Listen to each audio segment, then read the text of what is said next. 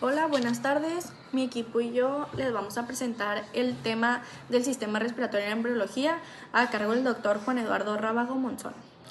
Mi equipo está conformado por Rivas Bernal, Ibi, Ortega Zazueta Tamara, Zambrano Cabrales Odali y Sánchez Félix José Emiliano. Y yo, Silvia Beltrán Melanie Saray.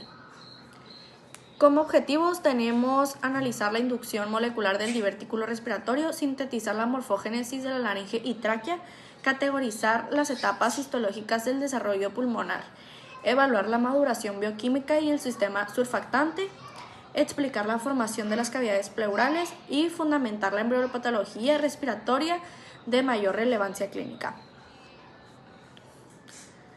Como contenido, pues se irá explicando conforme vaya la exposición.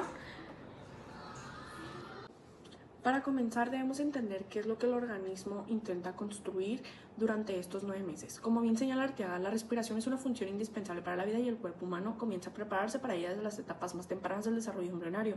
Si observamos el esquema central, vemos el objetivo final de toda la embriología pulmonar, el intercambio gaseoso. Este proceso no ocurre de forma mágica, sino a través de una estructura física ultra especializada llamada membrana alveocapilar. El alveolo es este saco terminal que ven en color claro, diseñado para llenarse de aire tras el primer aliento. El capilar, noten la densa red de vasos sanguíneos en rojo y azul que envuelven literalmente el alveolo. La barrera, la clave está de esta imagen es la cercanía extrema entre ambos. La membrana es tan delgada que permite que el oxígeno pase del aire a la sangre y el dióxido de carbono haga el camino inverso. Toda la secuencia que analizaremos a continuación desde el periodo pseudoglandular hasta el alveolar tiene un solo propósito: adelgazar esta barrera y multiplicar estos sacos para que al nacer la superficie de contacto sea suficiente para oxigenar todo el cuerpo. Si hacemos un acercamiento aún mayor a ese alveolo que acabamos de ver, nos encontramos con una arquitectura celular perfectamente organizada para cumplir 3 misiones: estructura, defensa y función. En esta imagen microscópica podemos identificar a los protagonistas de la membrana alveocapilar. Los neumocitos tipo 1 son estas células alargadas y extremadamente delgadas que ven revistiendo la mayor parte del alveolo. Su delgadez es vital, ya que son las encargadas del oxígeno y el dióxido de carbono. Se difunden con la menor resistencia posible. Los neumocitos tipo 2 observen estas células más redondeadas o cuboides. Aunque son menos numerosas en superficie, su labor es titánica. Producen el surfactante, esa sustancia que evita que el alveolo colapse como un globo desinflado al final de cada aspiración. El macrófago alveolar, también vemos las células de defensa como el pulmón, está en contacto directo con el aire exterior. Estos macrófagos patrullan constantemente para eliminar cualquier partícula o microorganismo que haya logrado evadir los filtros superiores. Noten las flechas en el centro, representan el intercambio gaseoso real. El oxígeno entra al capilar para unirse a los eritrocitos, mientras el dióxido de carbono sale hacia el espacio alveolar para ser expulsado. Todo esto sucede en una fracción de segundo, gracias a que la barrera entre el aire y la sangre es casi inexistente.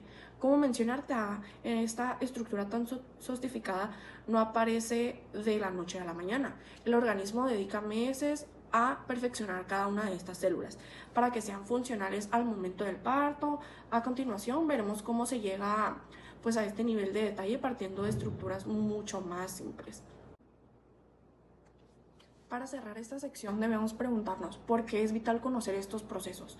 Como indica Arteaga, el desarrollo pulmonar es la base para comprender múltiples patologías congénitas y neonatales que enfrentaremos en la práctica clínica. Cualquier error o interrupción durante la organogénesis, que es el proceso de formación de los órganos, puede derivar en 3 grandes problemas: insuficiencia respiratoria neonatal, que es la incapacidad del recién nacido para establecer una respiración eficaz por sí mismo; la hipoplasia pulmonar, un desarrollo incompleto de los pulmones que resultan en órganos más pequeños y con menos alvéolos de los necesarios para la vida; defectos estructurales graves, que son malformaciones en el árbol bronquial o en la segmentación pulmonar. Finalmente, es fascinante notar que la embriología no solo afecta al recién nacido, sino también enfermedades que vemos en adultos como la EPOC pueden tener su origen en alteraciones de la superficie alveocapilar. ocurridas durante estas etapas tempranas sumadas a factores genéticos específicos. En conclusión, el pulmón que tenemos hoy es el resultado de un proceso muy complejo que ocurrió antes de nacer. Si ese proceso se altera, las consecuencias pueden durar toda la vida. Pues su división anatómica son los superiores, que es la nariz, cavidades nasales, senos paranasales y faringe. Los inferiores son laringe, tráquea, bronquios, bronquiolos y alvéolos. En una imagen que se encuentra a la derecha, pues se puede ver más detalladamente los bronquios, bronquiolos y alvéolos. Los bronquiolos y los alvéolos constituyen el parénquima pulmonar funcional. Antes de profundizar en las etapas microscópicas, es fundamental situarnos en el tiempo. En esta escala prenatal nos muestra cómo desde el primer mes el sistema respiratorio comienza su viaje en paralelo con el resto de los órganos vitales. Si observamos el primer bloque de la cuarta a la séptima semana, vemos que la magia comienza muy temprano. De la cuarta a la quinta semana, mientras el embrión apenas mide unos milímetros, surge el divertículo laringotraqueal del intestino anterior, dividiéndose en las yemas bronquiales primordiales. De la sexta a la séptima semana, noten que para este punto ya se han formado los bronquios terciarios o segmentarios, estableciendo los cimientos de lo que será el árbol bronquial. En el segundo trimestre, la preparación funcional, al avanzar hacia los 5 y 6 meses, entramos en una fase crítica de diferenciación celular. En el quinto mes, en la porción distal, el epitelio todavía es cuboide. En este momento, si un lactante naciera de forma prematura, el intercambio gaseoso sería imposible porque la estructura es demasiado gruesa. En el sexto mes, el umbral de la vida, aquí ocurre un cambio radical. El epitelio alveolar comienza a adelgazarse y a ponerse en contacto íntimo con los capilares. En este punto, cuando la respiración se vuelve posible, siempre y cuando contemos con la ayuda del surfactante artificial.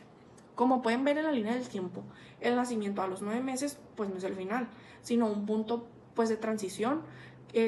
Por ejemplo, esta panorámica nos permite entender que cada etapa que analizaremos a continuación tiene un momento preciso y una razón pues de ser para garantizar que al final de la línea pues ese primer suspiro sea exitoso. Bueno, yo les voy a hablar sobre la formación de las yemas pulmonares.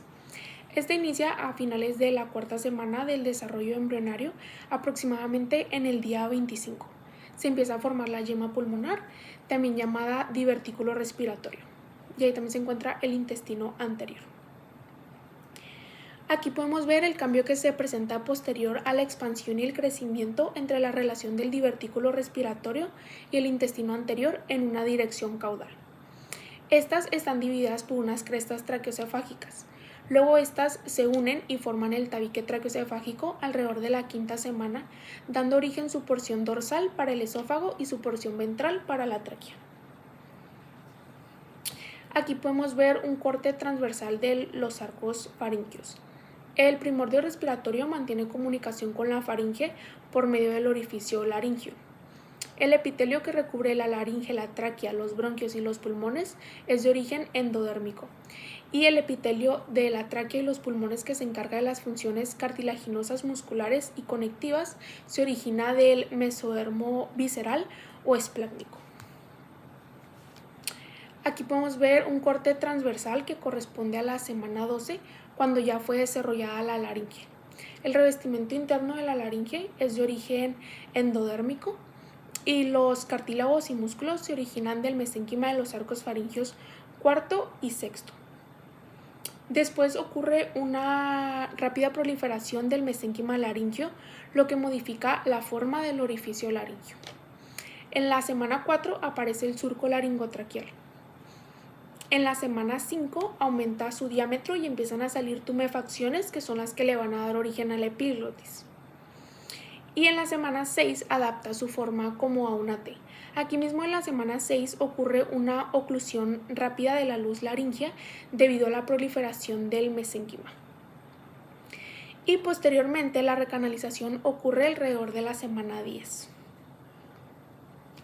A partir del mesénquima de los arcos faringeos cuarto y 6 se desarrollan los cartílagos laringeos, principalmente el aritenoides, tiroides y cricoides. La epiglotis se origina de una eminencia llamada hipofaringia que viene de los arcos faringeos 3 y 4. Y por último, la recanalización del orificio laringio da origen a los ventrículos laríngeos. Estos están limitados por unos pliegues tisulares que se convierten en cuerdas bucales verdaderas y cuerdas bucales falsas. Y la musculatura laringea se origina del mesénquima de los arcos faringeos cuarto y sexto, por lo que es inervada por el nervio vago. Continuando con la cronología de nuestra exposición, es vital situar estos eventos en la línea del tiempo del desarrollo embrionario, ya que los cambios que observamos en la diapositiva ocurren de una manera sumamente rápida y precisa. En el final de la cuarta semana es el momento exacto donde inicia todo. El divertículo laringotracleal aparece como una evaginación en la pared ventral del intestino delgado anterior. También en el inicio de la quinta semana, durante este periodo la yema respiratoria o la yema pulmonar se ha formado y comienza su primera división. Es aquí donde vemos la transición de la imagen central a la imagen derecha en la diapositiva. Aquí como lo podemos observar, originando las yemas bronquiales primarias, se pueden ver como en el final de la quinta semana las yemas bronquiales primarias se expanden lateralmente hacia los canales pericardio-peritoneales, ya que se pueden ver como un futuro espacio pleuropulmonar. En esta otra diapositiva, que es como un punto crucial, la tráquea de los pulmones no crecen en el vacío. A medida que las yemas se bifurcan durante la quinta semana, necesitan espacio. Se introducen en los canales pericardio-peritoneales, que son como túneles, se podría decir, para entenderse mejor, que son a los lados del esófago. Eventualmente, gracias a los pliegues pleuropericardio-peritoneales y pleurocardio-peritoneales, estos túneles quedan aislados formando la cavidad pleural. Es aquí donde el mesodermo se especializa. El que toca el pulmón será la pleura visceral y el que quede pegado a las costillas será la pleura parietal, que es como una forma más fácil como de comprenderlo. También tenemos en esta otra diapositiva, los pulmones se expanden dentro de las cavidades pleurales. Una vez que los canales pericardio-peritoneales se han separado de las cavidades pericárdica y peritoneal, respectivamente, observen la pleura parietal y visceral, así como la cavidad pleural definitiva. La pleura visceral se extiende entre los lóbulos pulmonares y la pleura parietal recubre la parrilla costal, y la cavidad pleural por subsecuente se forma en medio de ambas pleuras. En esta otra diapositiva, continuando con la morfogénesis del sistema respiratorio, debemos observar cómo estas yemas pulmonares iniciales no se detienen, sino que entran en un proceso de división dicotómica, rítmica y compleja. La arquitectura de los segmentos, a medida que el desarrollo progresa, los bronquios secundarios comienzan a dividirse repetidamente. Esta ramificación no es aleatoria, está programada para evaluar el pulmón adulto. Como podemos observar, en el pulmón derecho se originan 10 bronquios terciarios o segmentarios. En el pulmón izquierdo se forman 8 bronquios terciarios.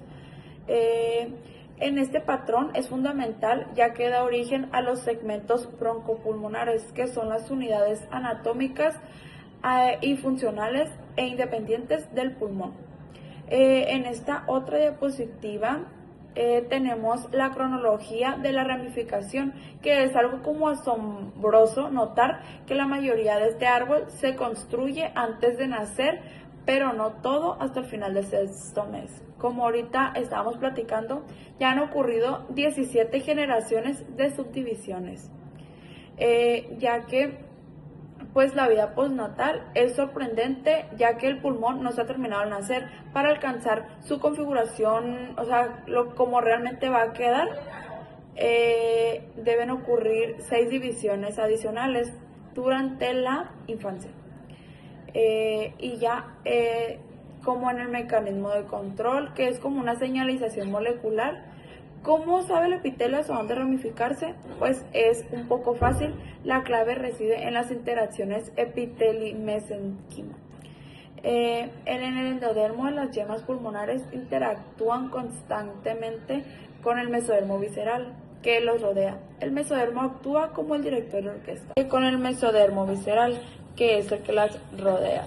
El mesodermo actúa como el director de orquesta, emitiendo señales químicas donde los protagonistas son los miembros de la familia del factor, que son crecimientos de fibroblastos. Sin estas señales, las ramificaciones simplemente se detendrían y también tenemos el descenso de los pulmones. Finalmente, cuando ocurre toda esa división interna, los pulmones también se desplazan físicamente. Inicialmente, situados en una posición más cefálica, van asumiendo como una posición más caudal. Este descenso es tan marcado que al momento del nacimiento podemos localizarlo la bifurcación de la tráquea, exactamente al nivel de la vértebra, de la cuarta vértebra torácica. Avanzando en nuestra línea de tiempo, nos situamos ahora en el periodo peusoglandular, según Moore 2023, que como bien indica la diapositiva, abarca de la semana 5 hasta la semana 16. Es un lapso extenso y fundamental donde el pulmón adquiere su configuración estructural básica. Si observamos el corte histológico esquematizado a la izquierda, entenderemos de inmediato el porqué de su nombre. El pulmón tiene un aspecto tubulo-alcinar que acuerda visualmente una glándula exocrina. Quiero que centren su atención en los componentes que señalan las flechas, como el bronquiolo terminal. Noten que este conducto central en color amarillo para finales de la semana 16 ya se han formado entre 15 y 25 bronquiolos terminales. Un detalle histológico clave resaltando el recuadro inferior es que estos están revestidos por epitelio simple columnar.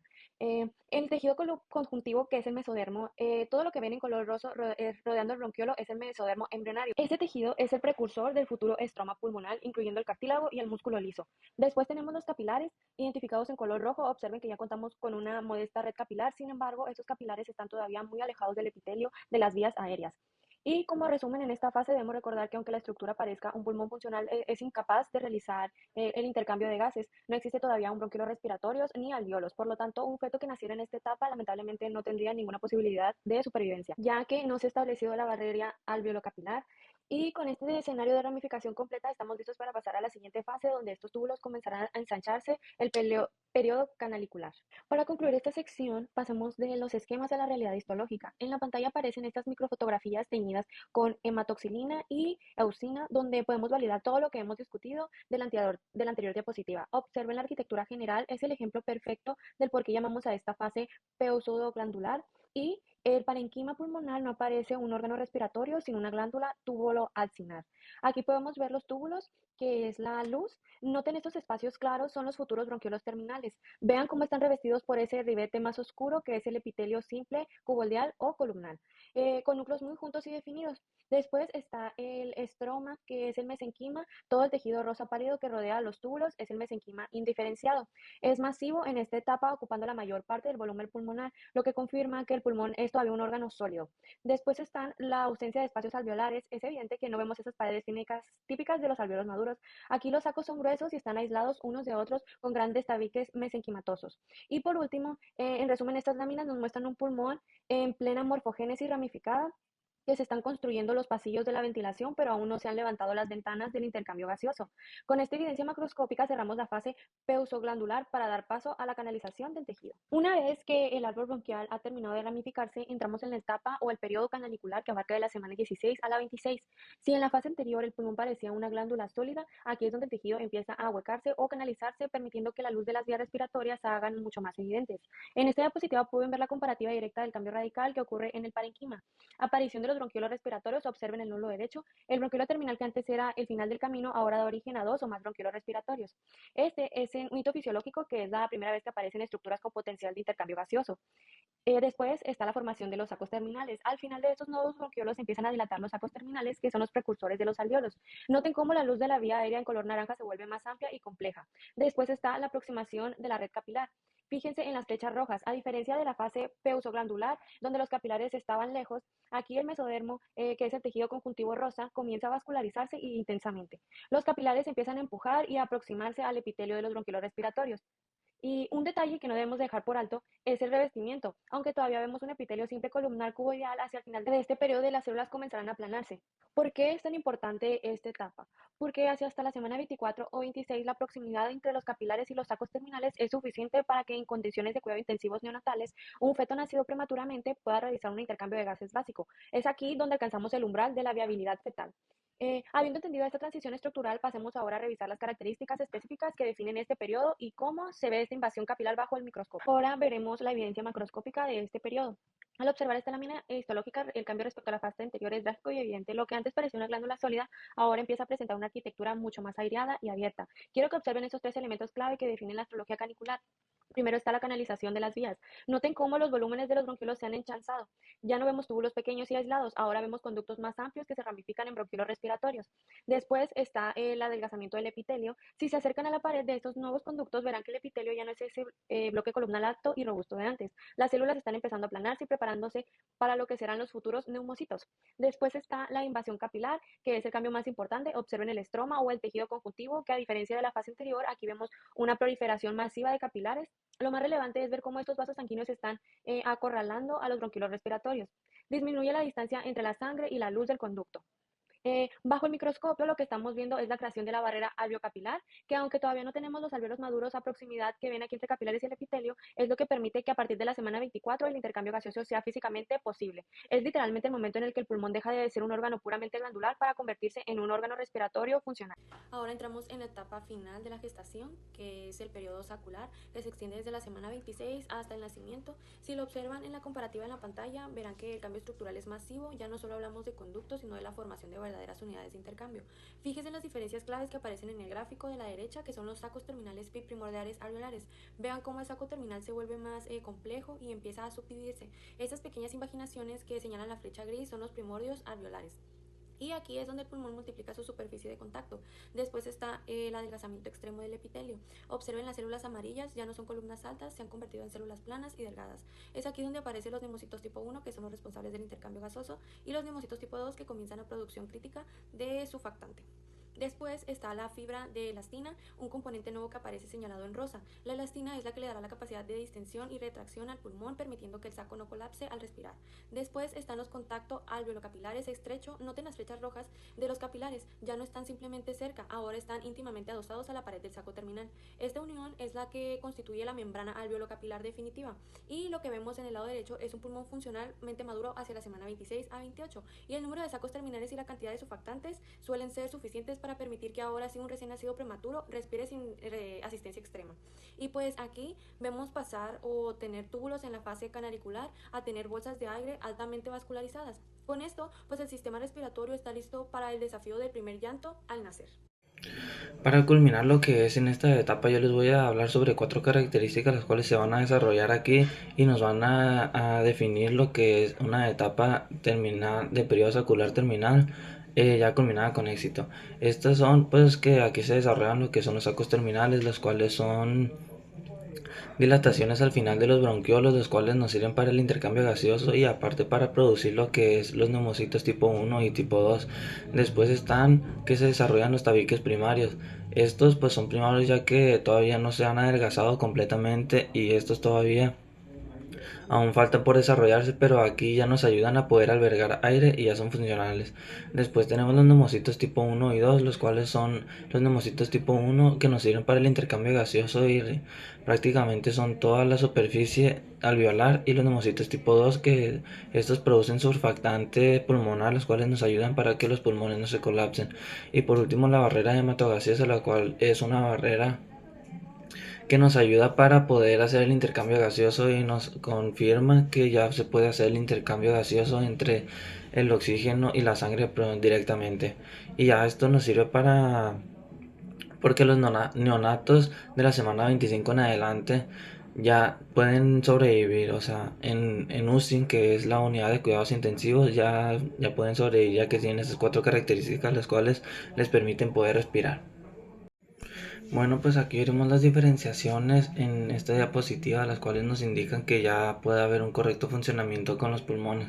Aquí veremos lo que es el epitelio aplanado ya formado prácticamente por los neumocitos tipo 1, y estos pues ya forman lo que es la pared del saco terminal, las cuales ya están mucho más grandes y ya nos ayudan para hacer el intercambio de gases prácticamente inmediatamente. Y también se pueden ver lo que es el epitelio cuboide, el cual son como remanentes de los neumocitos tipo 2, los cuales están en diferenciación. Estos todavía no están completamente aplanados ni estirados, pero ya sirven para poder formar lo que es la pared de los sacos terminales. Finalmente llegamos a lo que es la etapa de perfeccionamiento o periodo alveolar. Esta va desde los 8 meses hasta la niñez, lo cuales son aproximadamente 8 años de edad. Aquí el pulmón multiplica exponencialmente lo que es la capacidad operativa, y aquí el saco alveolar va a madurar completamente, y aquí ya es cuando los tabiques primarios se vuelven secundarios, ya que se adelgazan mucho más y estos se vuelven mucho más fáciles de poder albergar aire, y esto nos permite una superficie de intercambio mucho más vasta. También aquí la relación del capilar y el epitelio o membrana alveolar capilar se vuelve prácticamente indivisible, la cual esta nos sirve a que el intercambio gaseoso resuelva prácticamente inmediato. Y también es bueno recordar que al momento de nacer, nosotros nacemos simplemente con el 15% de los alveolos definitivos, y esto va incrementando e incrementando a como vamos creciendo hasta llegar a los 8 años, que es cuando prácticamente ya tenemos todos. Aquí podemos ver que en las características de esta etapa se ven lo que son los tabiques o septum secundarios. Estos pues son los que les mencioné hace rato, que ocupaban estar delgados completamente para poder albergar lo que es mucho más aire o tener una superficie mucho más vasta en donde poder hacer el intercambio gaseoso. Aquí pues ya se vuelven secundarios y es mucho más fácil hacer el intercambio y más eficiente. Y también lo que les dije de los alveolos, al momento de nacer tenemos aproximadamente 20 o 70 millones, como están viendo ahorita. Pero ya a los 8 años que se termina esta etapa, ya tenemos todos los alveolos que vamos a tener por el resto de nuestra vida, las cuales son 300 a 400 millones aproximadamente.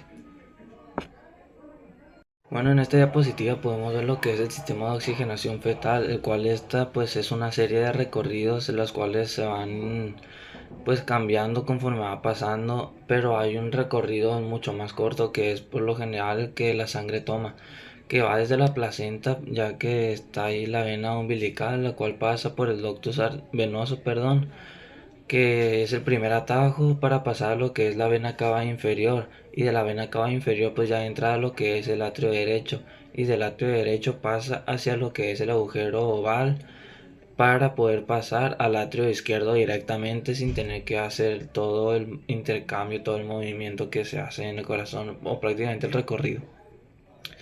Ya que pasa el agujero oval, también nos ayuda a otro recorrido, del cual es que pasa al ventrículo izquierdo, al ventrículo izquierdo, y ya para poder pasar a lo que es la aorta, y ahí se va a encontrar para poder pues irrigar todo lo que son los miembros superiores y la cabeza. Después de eso va a pasar por el arco descendente de la aorta y ya va hacia lo que es pues ya va a irrigar lo que es los miembros inferiores, y hay unas arterias o venas umbilicales, las cuales ahí nos van a ayudar a hacer el recorrido de nuevo prácticamente. Y al nacer, en este es un momento muy culminante y muy importante de este proceso, ya que aquí podemos observar que pasan prácticamente dos situaciones simultáneamente, ya que en la primera respirada el bebé pasa a desplazar todo el líquido pulmonar hacia los capilares y los vasos linfáticos para poder desecharlos poco a poco, y ya es cuando por fin los pulmones, en vez de estar llenos de líquido, están llenos de aire por primera vez.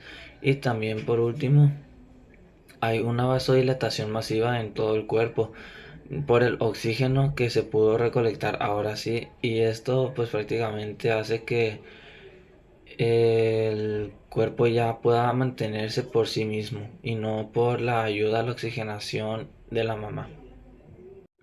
Ya por último, aquí la transición a la vida extrauterina al expandirse los pulmones y cortar el cordón umbilical cambia drásticamente lo que son las presiones del corazón y esto provoca los cierres de lo que son el foramen oval y el conducto arteriovenoso. En el primer llanto del bebé pasa de estar en un entorno líquido a un entorno gaseoso por primera vez y el porcentaje de oxígeno que se mira ahí, lo cual es el 21%, es el que representa el neonato por primera vez al respirar lo que es en el medio ambiente. Habiendo entendido la transición normal, debemos analizar qué sucede cuando este proceso falla. La insuficiencia respiratoria puede originarse en dos momentos críticos, antes o después del nacimiento. Antes del parto, falla placentaria. Si ocurre una interrupción del flujo sanguíneo hacia la placenta antes del parto, el feto entra en un estado de compromiso agudo. Intercambio gaseoso deficiente, el nivel de oxígeno se vuelve insuficiente y el dióxido de carbono comienza a acumularse, lo que eleva los niveles de ácido en la sangre. Signos de alarma en el monitoreo. Clínicamente, pues esto se manifiesta como una disminución en la actividad fetal, la pérdida de la variabilidad de la frecuencia cardíaca o deceleraciones. Después del parto, falla en la adaptación. Cuando el problema ocurre tras el nacimiento, dividimos la respuesta en dos fases. La fase inicial, en muchos casos, el recién nacido simplemente necesita un pequeño impulso. Aquí la estimulación táctil puede ser suficiente para iniciar la respiración espontánea y pues lograr la recuperación. En la fase posterior, si la estimulación no basta, el bebé entra en una etapa pues, de compromiso mayor, que requiera ventilación asistida y en casos graves compresiones torácicas y adrenalina para ayudar al músculo cardíaco a restablecer la circulación. Independientemente de cuando ocurre la falla, el mensaje más importante de esta diapositiva es el que viene resaltado en rojo. El objetivo primordial de la reanimación neonatal es lograr una ventilación eficaz de los pulmones del bebé. Sin aire en los pulmones no hay oxígeno y sin oxígeno los cambios cardiovasculares que vimos en las diapositivas anteriores simplemente pues no pueden suceder. Este es un mapa que resume el desarrollo del sistema respiratorio. Inicia en la cuarta semana cuando aparece el surco laringotraqueal en el intestino embrionario. Luego a partir de la quinta semana el desarrollo se divide en dos linajes que van a trabajar en conjunto. El esbozo respiratorio, que la porción recta formará la tráquea, y las dos yemas pulmonares, que tanto la izquierda como la derecha, son las que le van a dar origen a todo el árbol bronquial hasta llegar a los alvéolos. Y luego está el mesodermo esplácnico, este es el tejido de soporte.